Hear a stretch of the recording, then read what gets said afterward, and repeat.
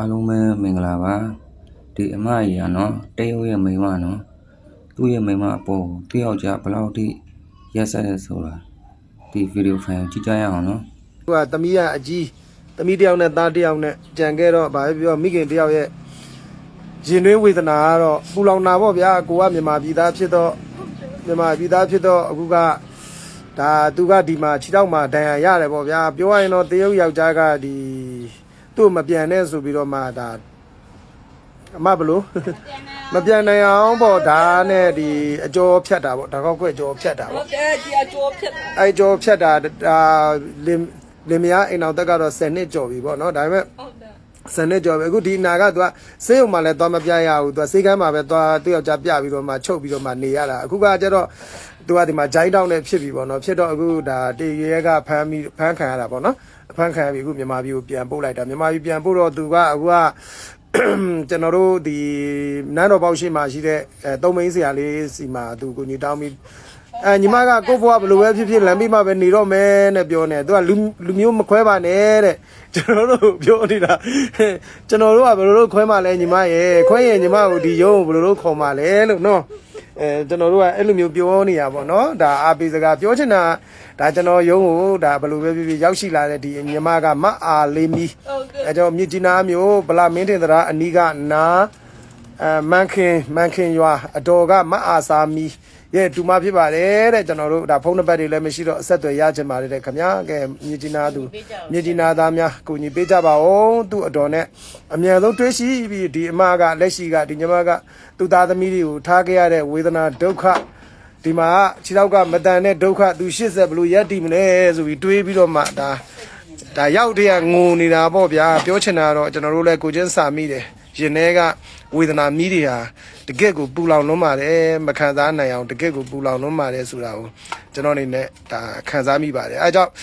ကူညီကြပါဦးခင်ဗျာဒီအမကိုဒီညီမအောင်ကူညီကြပါကူညီကြပါကူညီပြစေကူညီကြပါကူညီကြပါခင်ဗျာကူညီကြပါနဲ့ဆက်တယ်ရအောင်ကဲဘာမှမပူနဲ့နော်ညီမဒီမှာကျွန်တော်တို့မုံညင်းကိုလည်းကျွန်တော်တို့ဟိုတလောကသွားပို့တယ်ကောင်မလေးပြည်သူတွေကတကယ်ကိုဒါဝိုင်းပြီးတော့ share ပေးကြကူညီကြတယ်နော်ကဲမင်္ဂလာပါကူညီပေးကြပါဦးခင်ဗျာကူညီကြရတယ်ညီမလေးမြေပြင်အချိန်ဒီမှာဒါကျွန်တော်တို့ကလက်တွေ့ဒီမြန်မာနိုင်ငံရဲ့ဒီအနေအထားတွေကျွန်တော်တို့ဒီခုနှစ်သားသမီးတိုင်းသားညီကောင်မောင်တို့လက်ရှိမြေပြင်အချိန်တွေကကျွန်တော်တို့ကပို့ပြီးတွေ့ရှိခံစားပြီးတွေ့မြင်နေကြရတာမို့ရှင်တဲ့နှလုံးသားထဲမှာလည်းခံစားရပါတယ်လို့နော်အခုတော့သူဝမ်းသာပြီးတော့မှဒါငိုနေတာအဆက်တော့ရသွားလို့ညီမလေးထိုက်ညီမလေးထိုက်ဒါတော်တော်ကိုသူဝမ်းနဲ့ပက်လက်နဲ့ဘယ်နဲ့ဗျာ10နှစ်ကျော်ယောက်ျားကနဲ့ဒီလိုမျိုးသားနဲ့သမီးနဲ့လည်းထားခဲ့ရတယ်စသည်အပြင်သူ့ဘဝဒါကျွန်တော်ပူလောင်သူ့ကိုခံစားကြည့်မိတာတကယ်ကိုရင်ထဲမှာတော်တော်လေးကိုဒါခံစားနေရမှာနော်အယူတစ်ပိုင်းပေါ့ဗျာပြောရရင်တော့အဲ့လိုမျိုးစကားကရတယ်အားလုံးမင်္ဂလာပါဒါမြင့်မြတ်ပါရမီသူလူရှင်တဲ့လူမှုကူညီအသင်းဖြစ်ပါတယ်ဒီမှာညီမလေးတော့ဒါသူ့မိသားစုနဲ့ဆက်သွယ်ရလို့ဝမ်းနဲ့ဒါငိုနေတာပျော်သွားပြီညီမလေးထချင်းမရသွားတာ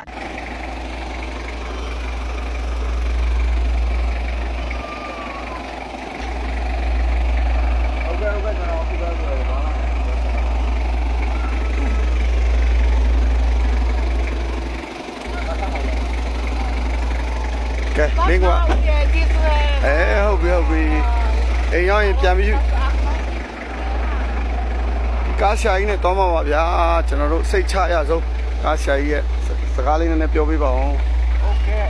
ကျွန်တော်လင်းပါခေးရဲ့ကားဆရာကိုပြီးလာလို့ခေါ်ပါတယ်အခုဒီနေ့ကမှညီမရဲ့ဒုက္ခနဲ့ဆိုင်ပြီးမှကျွန်တော်ကတာဝန်ဖြည့်ရှင်းပေးမယ်အဲမှာဒီစေနေနဲ့အခုကျွန်တော်ညီမလေးကိုကျွန်တော်ကဒီချနာအိမ်ရောက်တဲ့အထိကျွန်တော်အနေနဲ့တာဝန်ယူပြီးမှဟိုကအမျိုးသမီးကြိုနေမှာခိတ်ပိုင်အမျိုးသမီးကြိုနေမှာခိတ်ပိုင်အမအနေနဲ့လည်းကျွန်တော်တို့မိုင်းနားမှာလာကြမှာဖြစ်ပါတယ်တဲ့ပြောချင်ပါတယ်ဒီပါ